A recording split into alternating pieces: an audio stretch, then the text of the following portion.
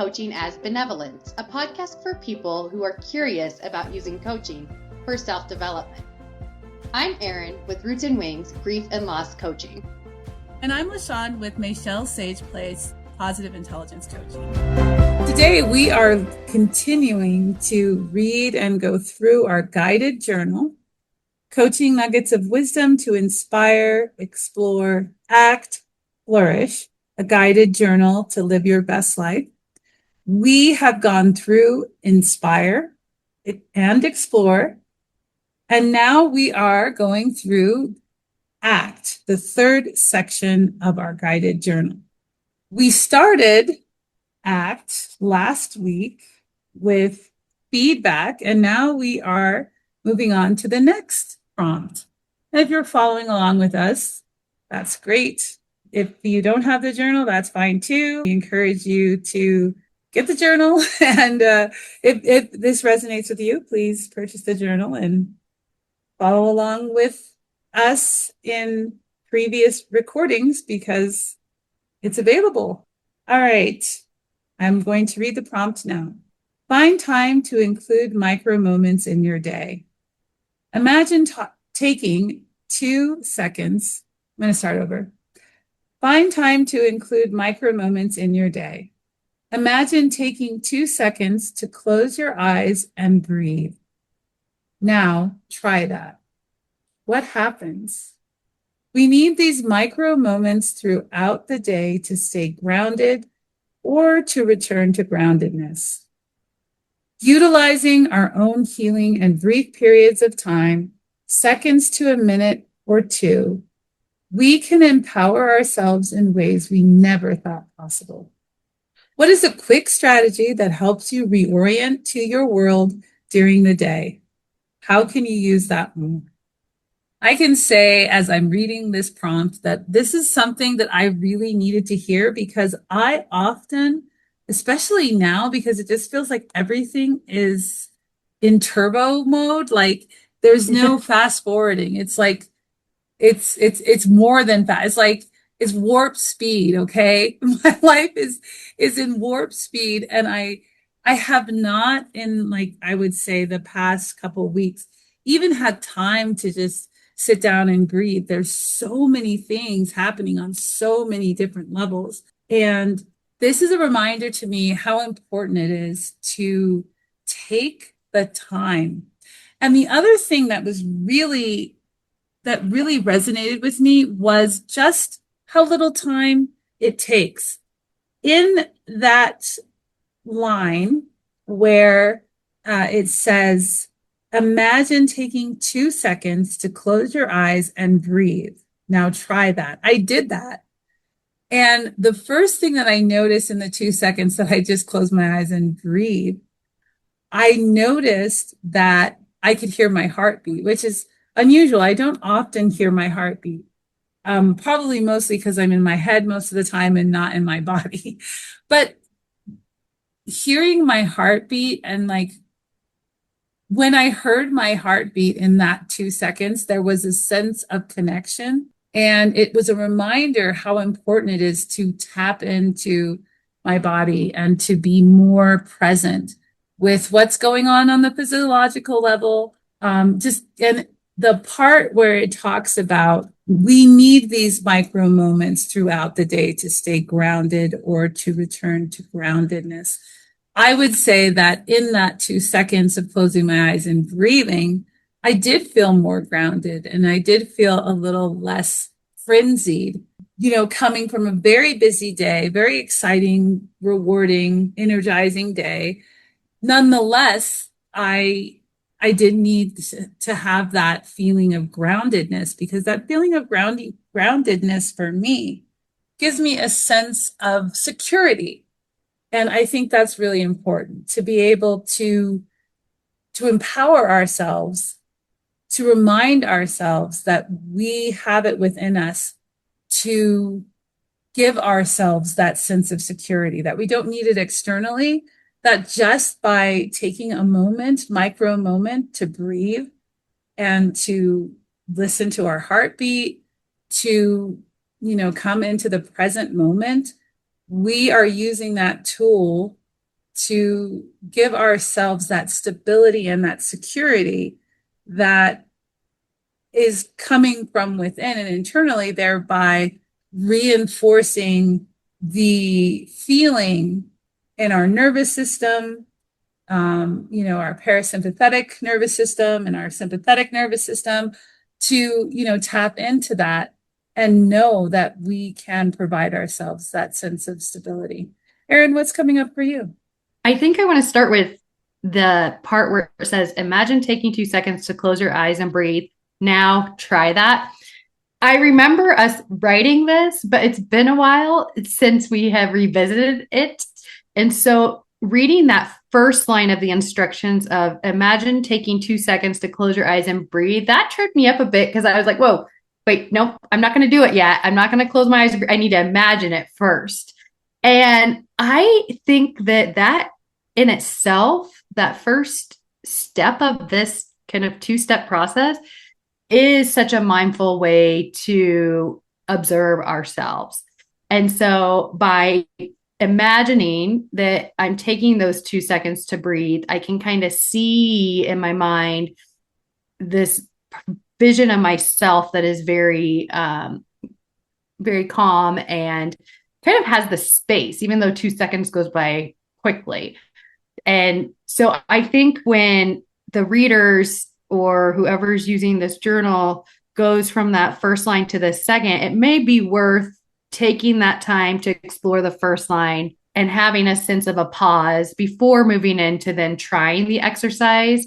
Because when you just read it, right, it's like, oh, I'm going to imagine this and then I'm going to do this. And it feels a little bit quick, but it also feels necessary to do both of those. Usually, breath work or breathing exercises, there isn't like this step and then do the exercise. So I think it's worth playing around with. I think it's really cool, actually. And it provides another layer of that grounded and sense of security that you were speaking to that this prompt provides. And I think people might look at this and will say, doesn't this belong in the way of being section or other sections? And I think a lot of these prompts throughout the journal could belong in multiple sections, but this makes a lot of sense here in the action section because this gives us the opportunity to take more aligned action, to return to action, or to move forward with something. If we're not being mindful and doing these exercises, it can be a bit more challenging to take action. And therefore, our action may not feel aligned, or it may be rushed, or it may not be something that we're really meant to be doing. And so what is it like to just pause and take those, it's going to be over 2 seconds with the first part of the prompt, but take that time to feel into that breath as I do that now and close my eyes and feel into that.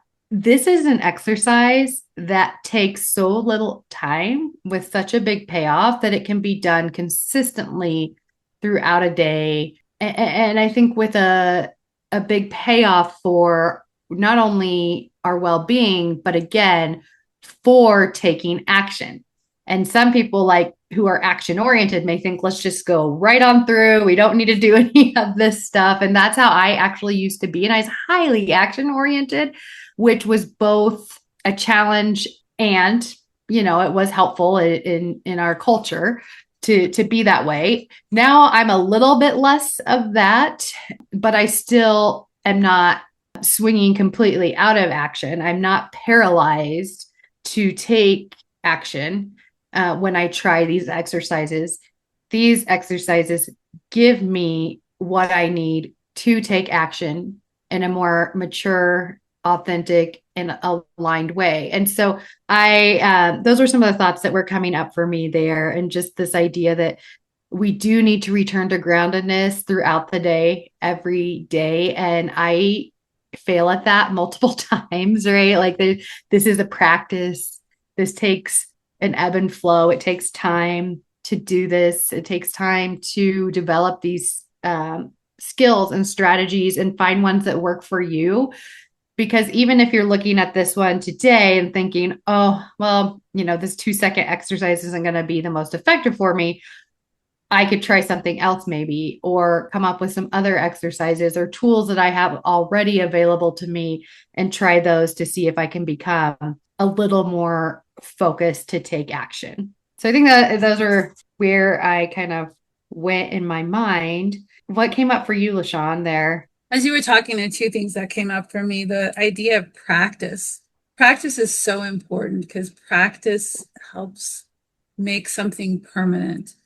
If we don't have practice, then we're not going to have a routine of giving ourselves that time in our day where we realign ourselves. Alignment came up a lot in what you were saying, and just how important that is to see these micro moments as practice.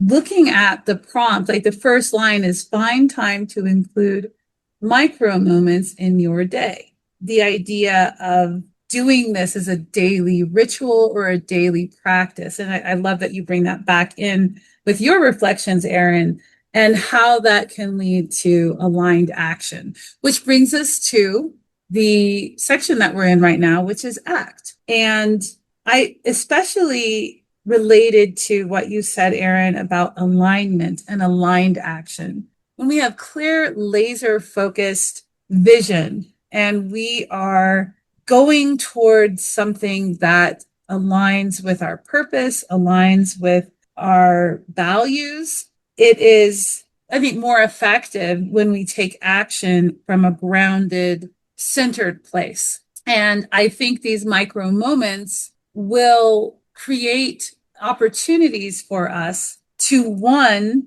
get in the habit of recalibrating before acting, and also to give us the space to learn what it feels like to be aligned and what it feels like to take action when we're calm, to take action, not for action's sake, but as a result of being aligned and being ready for executing some plan or being ready for the next step. And one thing that I thought about while you were talking, Eryn, was the idea of going back again to that feeling place and feeling into something. And one of the things that I want to go back to is that part where you have the two parts. Imagine taking 2 seconds to close your eyes and breathe.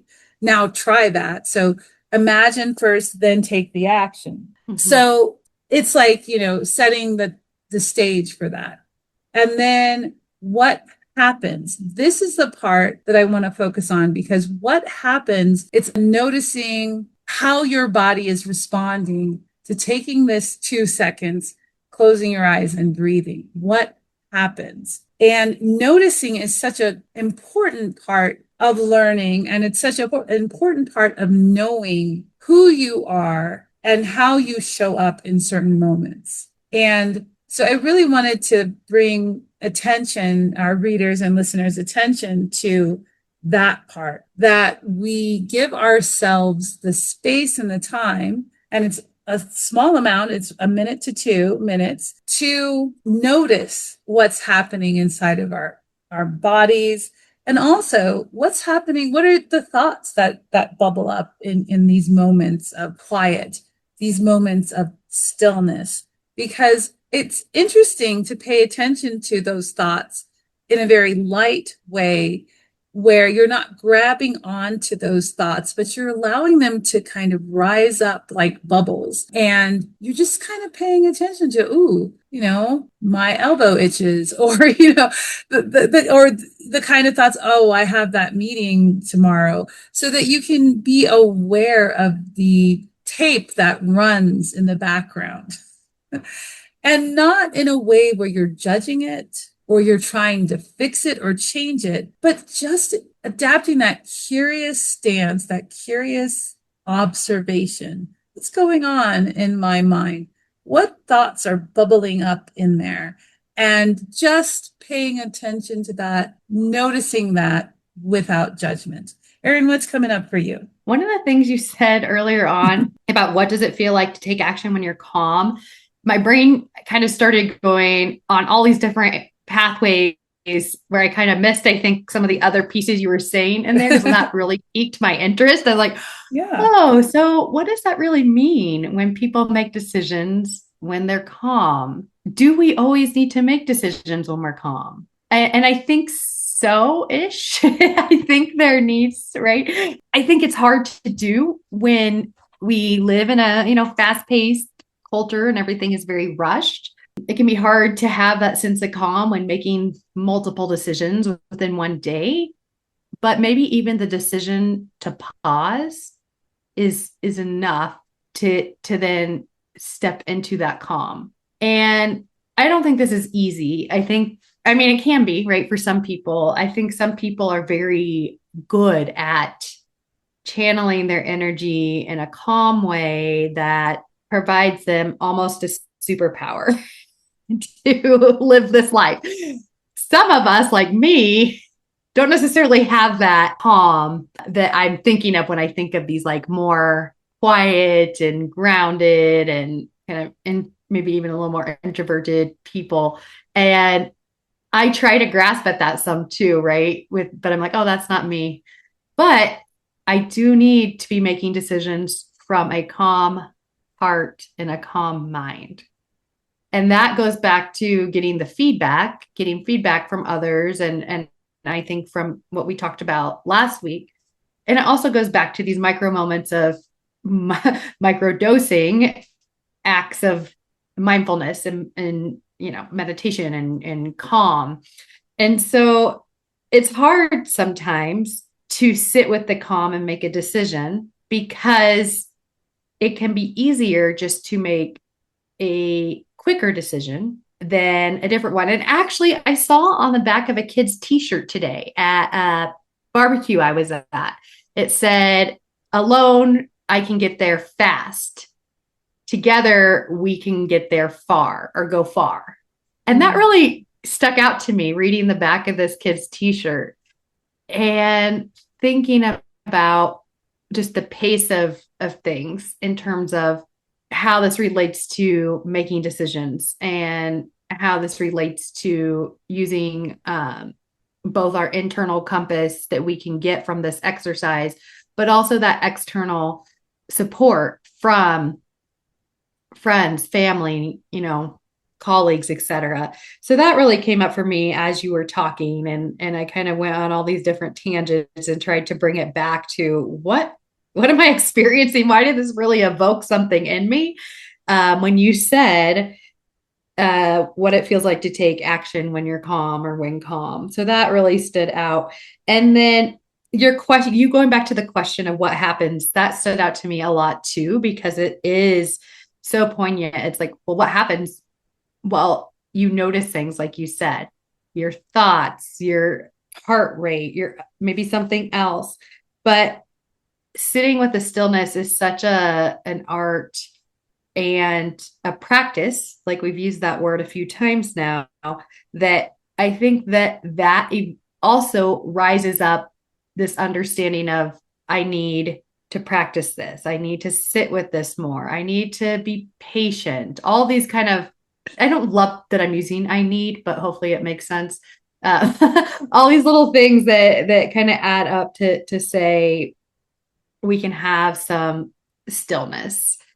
And I think I'm mostly speaking this all aloud, yes, for our listeners, but also for me. This is where I struggle. This is where I could use more scaffolding and really more practice. And I think it's something that I've gotten more attuned with or more in line with over the years.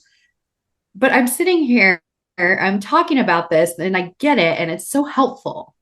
And then there's like this other side of it. It's like, yeah, well, I'll still go do what I do, if that makes sense. Yes, I'll be mindful about it as much as I can, but I don't want to overthink the action. And I'm wondering if by sitting with these 2 seconds multiple times throughout the day, is that a practice that leads to that level of overthinking? And I already know the answer to that. No, it's not. It actually is going to make the thinking more effective, right? It's not overthinking, it's more effective thinking when we employ these practices. So I have a reminder for myself to do this more, and see what happens when I do this more often throughout the day. Because I'll do it, but it's just like doing it as a practice, I think is the key theme that I'm taking away from this prompt.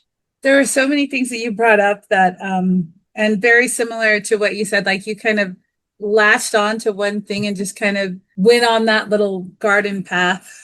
And I think that's great. I mean, I think when something resonates with you and it kind of takes you away from whatever is happening, but it really does bring up something important. It's important information. That particular line about what does it feel like to take action when you're calm really, resonated with you, and you were able to take that and explore that. And I think that's something that happens to me too. I go kind of on a little garden path when I'm in a conversation, and then I start thinking about something that's like related, and then I lose sight of what's happening in the present. And oh yeah, that's right.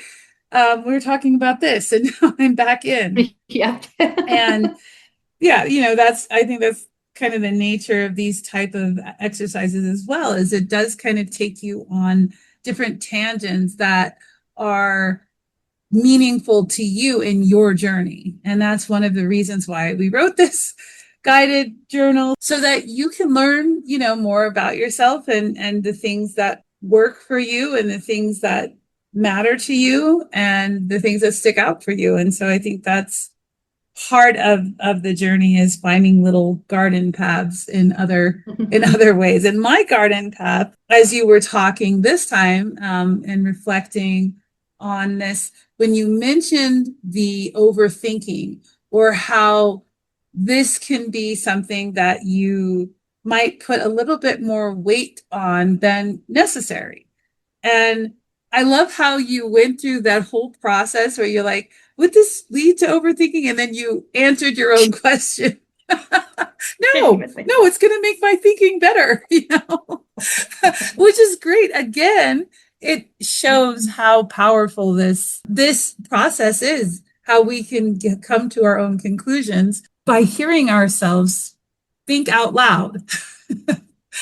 And the one thing that I grabbed onto when you were talking about the overthinking part, and I also was there with you when you were like, oh, I already know the answer to this question. No, it won't lead to overthinking. But I want to go back to what you said about putting too much weight on it. And I think that this type of practice, as with any practice that we suggest in this journal, it really needs to be something that works for you. There's so many different ways to tap into your own healing. And journaling is one way, micro moments is another, talking to a trusted loved one is another. There are so many paths that one can take towards tapping into self-healing or healing. And so, like with anything that we suggest in this journal, this is something that you take if it resonates and leave if it doesn't. And that's okay. Not every suggestion that we make, not every prompt that's in the journal is going to resonate. That doesn't mean that you need to do the prompt because it's there and it needs to be done, but that these are tools, these are vehicles to get you to use our subtitle, Live Your Best Life. And so for Eryn and I, living your best life is living an aligned life, a life where you are authentically yourself, unapologetically, authentically yourself. And how do you get there? I know that my journey has been one in which I need to go back to square one to really know what are the things that LaShawn likes? What are the things that LaShawn cares about? What are the things that LaShawn wants to do with her life? And I'm still learning that. I'm still separating the things, the expectations that society and the expectations that my parents and the expectations that my peers had of me, separating that out, giving myself permission to explore, giving myself permission to do the things that my heart calls me to do, even if it seems scary or risky. This brings me back to our theme of this prompt, which is those micro moments, because in those micro moments, not only is it going to keep you from overthinking, those micro moments are designed to take you out of that spiraling thoughts or spinning thoughts, because what you're doing in those micro moments is you're giving your body a chance to tap, so you can tap into your parasympathetic nervous system. And when you do that, then you have access to your prefrontal lobe. You disconnect from the amygdala and all of those things that can really cause you to act from impulse or act from fear or act from urgency, because it is designed to tap into that part of your body that allows for quiet and allows for groundedness and allows for calm and peace. And not to say that the opposite of that, not to say that making quick decisions in the moment is bad. It just is another way of doing it. And this prompt is giving us the opportunity to explore that and to see, does this work for me? Does this fit? Does it not fit? And that brings me to the last question, which is, what is a quick strategy that helps you reorient to your world during the day? So if the micro moments isn't something that you feel is a match for you, then the question would be, what are some other quick strategies that helps you reorient to your world? And how can you use that more? So that's the question that I think about as well. And maybe Eryn, if you know of any other strategies besides micro moments, things that you have used in the past or that you use even now that have the same effect, reorient to your world during the day, but may not be a micro moment. Do you have any ideas, Eryn? Yeah, I mean, I think most of them can happen as micro moments, and I really just think of engaging the senses. And so everything from drinking some tea or water, or feeling your feet walk on the ground outside, or smells, you're having your favorite scent. I have a orangey scent on my desk here that I will sniff really fast. And it smells so good. I like that. Um, yeah, just something to like the word says, truly reorient, like, and don't let our brain take charge of it all without Mhm. us having that full experience of our entire systems and bodies throughout the day. Because right, there's so much more to us than our minds, and we've talked about that a lot. But our minds can also be engaged for micro moments, a quick word puzzle, or a tricky word problem, or a funny joke, or a spiritual verse, or a Bible verse, or, just different things that draw people into the meaningful piece and the purposeful piece.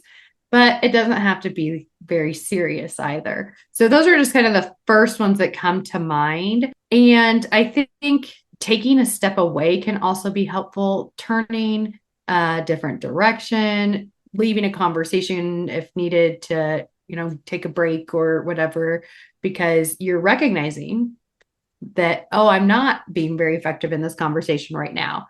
And that's where that micro motion is so helpful in the moment, right? Because it's like, micro moment is so helpful in the moment, because it's like, okay, I'm realizing, oh, I need that breath, and I can step away. So as I kind of rattle all of these off, I'm like, no, I do this as a practice, and I've had to gain a lot of these skills explicitly over the past 8 years, as I've had to relearn my entire world in terms of my own mental health journey. And so I think that they are very powerful and useful, even the smallest things that maybe don't think like that. But when, like, I can look back and see all the pieces of it all, it's like, oh yeah, this did add up to this being a habit, or this did add up to the practice of it all.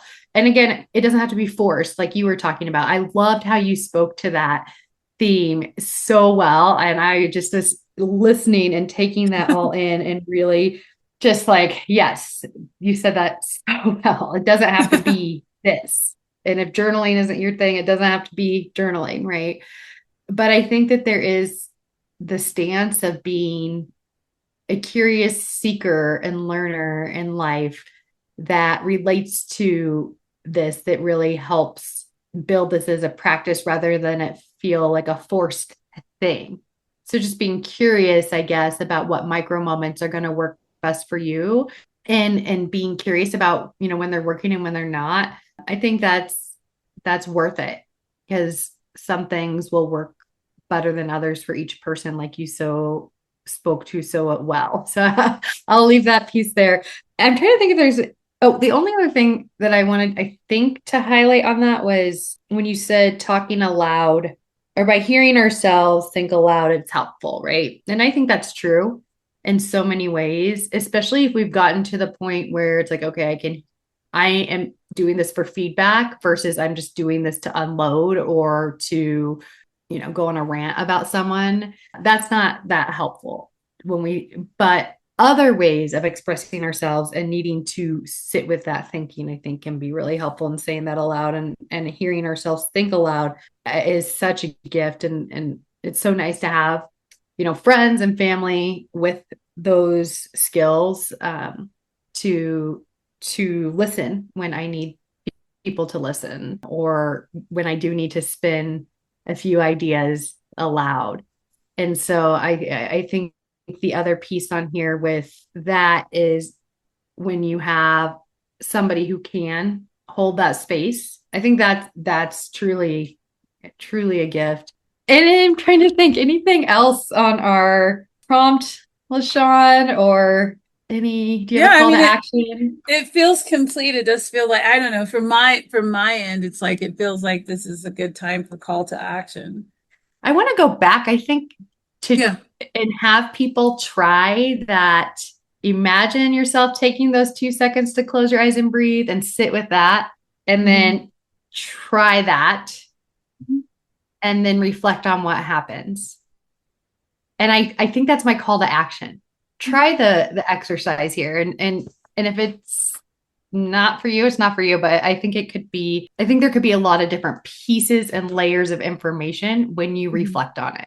My call to action would be I want to go back to the question at the end of the prompt, which was, what is a quick strategy that helps you reorient to your world during the day?